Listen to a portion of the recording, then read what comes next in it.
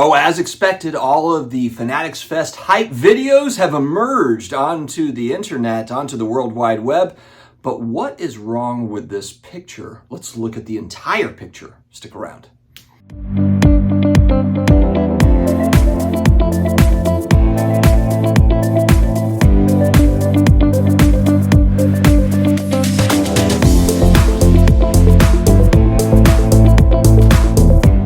What's going on, sports card hobby family? It's Friday. It's the end of the week. Who is ready for the weekend? Me, I am. I'm ready for the weekend. I hope that you all are doing amazingly well. We have got Fanatics Fest on deck. Unfortunately, I will not be there, but we have a man on the ground, off-centered. Man on the ground is Neo Cards and Comics, so I'm sure he will be reporting back. He's got his new fancy vlog camera equipment, so I'm expecting high definition, highly produced videos coming over from Neo. Before we dive into this and some just overall thoughts when I'm watching this thing, we've got to bring attention to Pristine Auction Bounty Alert. Okay, so listen to this. Going back a couple days, I made a kind of a spoof video where I was joking about how I had a $99,000 bounty on the new triple auto, the LeBron, Steph Curry, Durant, the new card that's coming out, Topps now. Amazing card, Olympic card.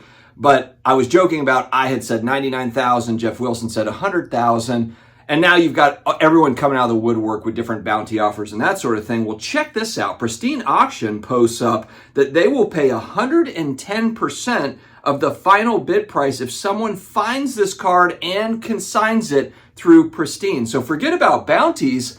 If you want to auction it off and Pristine paying 110% of the final bid price, consider consigning this card with Pristine Auction.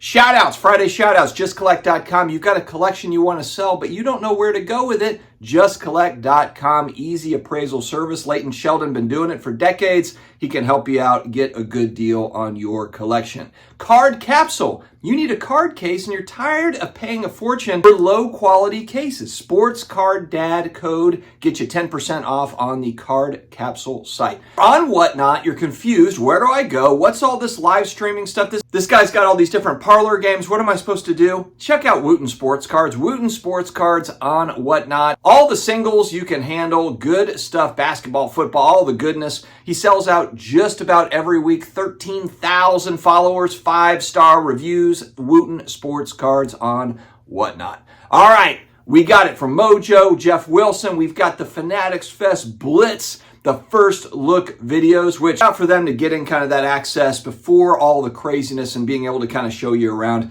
I appreciated Jeff's video more than Mojo's was 30 minutes long, I think. Just a lot of fluff in there.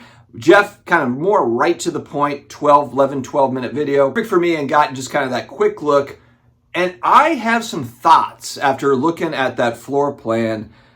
Neo had asked me, are you FOMOing into going to this show? And I'm not really, not for the sense that I think viewers might think. I think if you think about it from a card show perspective, no. I just went to the National, had a great time. Do I need to go to another National where, frankly, like I already know what I'm buying here over the next few months, so I'm not necessarily looking for, just some impulse buy, at a card show. I've got kind of locked down. There's a few cards I want through the end of the year, and then I'm good.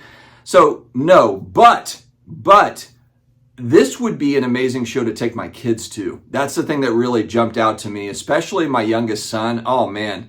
And one thing I want to kind of tie into this is it is absolutely 1,000% clear that Fanatics, Topps, they really want to zero in on the next gen. They are all about setting up different installations here, but even at Topps Rip Night, when they brought out Tom Brady, it was like, oh, all you 40-year-old dudes that want to hang out and see Tom Brady, to the back. Everybody get out of the way. Bring all the young people up front so they can trade cards with Tom Brady. They were not interested in the least about me or other guys that were like, oh my God, Tom Brady's here. Can I get something signed or whatever, or a picture? No, they could not care less. I am not their target audience right now. However, with that said, they do understand that we're the ones that have the money that buys the stuff for the young people. And so what do they have set up smartly at this event? A top shelf bar. And that's something I noticed immediately. It was in both Mojo and Jeff Wilson. For those that do take part in an alcoholic beverage, it is there and it's available for you. I mean, let's be real. They now even sell beer at Chuck E. Cheese. So this is not something that's new. They're starting to do this so that parents kind of loosen up and spend some money. I know in our little world, we're talking about, the card show and what's that going to look like. But this to me looks like a Fanatics showcase event, meaning like every single product that's in the product line, every single brand that Fanatics works with is going to be represented at this event. And I think it's really smart. It's not just a card show, collectible show. Yes, there is elements of that. And they're calling it kind of like a sports fan fest. But remember, they sell a lot of different products across, think of all the different SKUs that Fanatics has across all sports for different types of buyers, consumers, collectors of different things. Hell, they've even got probably like Fanatics bobbleheads. That's a whole like thing, that people collect that's outside of cards. And so this to me, they've got, Jeff Wilson had showed there's a giant Fanatics store, set up. So you've got the jerseys that are represented, all the apparel, all the different, and there's probably going to be, all sorts of cool apparel. I know they bought Mitchell and Ness, and Mitchell and Ness has more kind of the luxury jerseys and things that people like to collect as well. So you're going to get every form of sports fandom products, and collectibles, of course, being a part of that. Jeff did show there's uniformity across all the dealer tables, so it's nice and clean. All of the cases look exactly the same. They're spaced out exactly the same way. The different activations are, you can shoot baskets, you can fire shots into the hockey net. There's all sorts of different things for young people. They're going to have athletes there. I bet too, just being that this is in New York City, I think some of the surprise stuff that they haven't necessarily announced, I know they've announced athletes that are going to be there. Travis Scott's probably going to be walking around, but I think there's going to be a lot of Michael Rubin's friends that pop in, probably with heavy security in place, walking around with them. I would not be surprised at all, because this is geared towards families and multi-generational stuff. It would not surprise me at all if Michael Rubin kind of surprises people and has not just, athletes, probably random athletes for sure will be walking around there that are in that area, but also probably fly in for it. But celebrities as well that are going to be at that event walking around, and people are going to be like, whoa, there's so-and-so or so-and-so. It would not surprise me one bit. Think about Michael Rubin's White Party. His reach and influence in sports and pop culture is vast. I said it before, I don't think there's a guy that's more powerful in sports outside of the commissioners and the team owners than Michael Rubin. He is there's not a more well-connected guy in sports and pop culture than Michael Rubin, period. So I would assume that that's going to be another thing that happens, because think about it, if they want to do more of these, there's going to be so much buzz if there was XYZ celebrity that was there. Oh, you might run into Ryan Reynolds, the Deadpool guy. Who knows? You might run into some of these people at this particular show. And if you are a fan, if this is a fan fest that crosses all of these different things, maybe Drew Brees will be there. He's not announced. He's not one of the signers. He's not one of the photo guys, but maybe he happens to be in the area and he's going to pop in. Michael Rubin made a few phone calls. Hey, can you guys pop in? That would be great.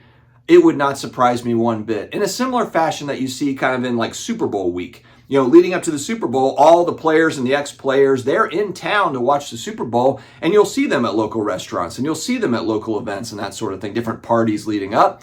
I think this is going to be kind of like that, where you've got those types of experiences where there happens to be a card show there as part of the overall Fanatics brand, the product suite that is Fanatics, which includes Topps, of course, and all the collectible stuff.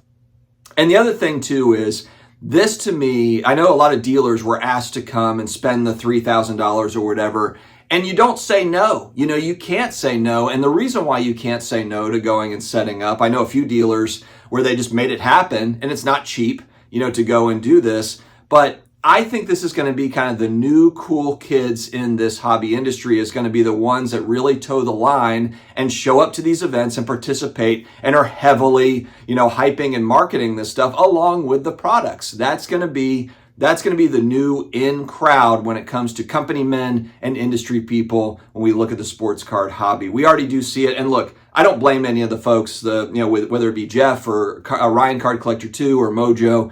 They're trying to get tied into the machine. And again, nothing wrong with that whatsoever. And for stores and shops and dealers that have allocation tied in, look, Topps can say tomorrow, hey, look, appreciate you, but you're no longer tied in with us. We're going to cancel out your direct account. And they've got that long contract where they can say, right here in this part of the contract, we didn't like what you're doing here. We're not giving you any more allocation, any more product.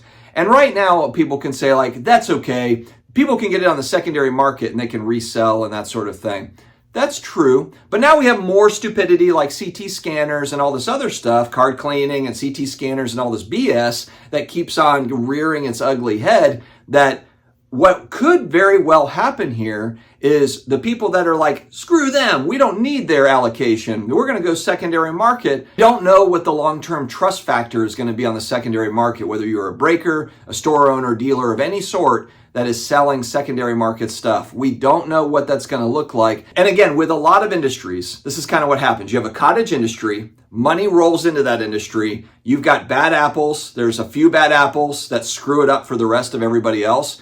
And the whole CT scanning thing and, some of the other stuff that we've seen in the hobby over the last 5 years, it's kind of like that, to where eventually Michael Rubin and Topps, they're going to protect their brand no matter what.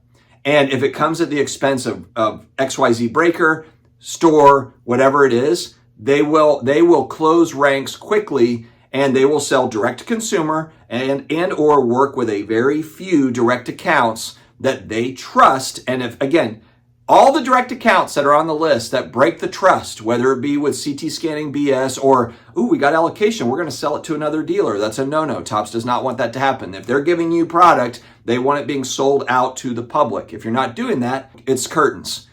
And that's, I think, what we're going to see is now over the next few years, you've got the honeymoon period where it's like, we're having this big fun time, but Fanatics are spending a lot of money. Michael Rubin said they're losing money at this event. So this is a marketing event. They are not making money on Fanatics Fest. I know they're charging for tickets and whatever, but they're not making money on this thing. This is strictly a marketing vehicle to help push sales for products, not just trading cards, jerseys, t-shirts, all the stuff, lids, hats, all the stuff that's in their product suite. So we'll have to see how this shakes out. I don't see how, to be honest, unless we're just talking about cost, did I get value for my money? It's expensive to be there. It's expensive to set up as a dealer. People might say I didn't get value out of it, but will it be a good time? It certainly looks to be a good time if you're a family that's coming in there and you're bringing your kids. This whole event is set up for you guys. It's set up for families. It's not set up for 60-year-old, card guys. It's just not. I mean, it probably will be cool for some of those guys as well, but I could see them being like, this wasn't really for me. It's not meant to be. It is meant to be for the families with discretionary income. They want you to come in, have a good time, kids have a good time, spend a lot of money. That's the deal. Actually, looking back, it would be really cool to have my youngest son, and maybe we'll see how it happens next year, but I might consider bringing my family here and just check it out. I think it would be a good time for sports fans, especially families that are sports fans. This looks like a good time. So we'll see. All right, my friends, stay healthy, stay awesome, and we'll talk to you again later.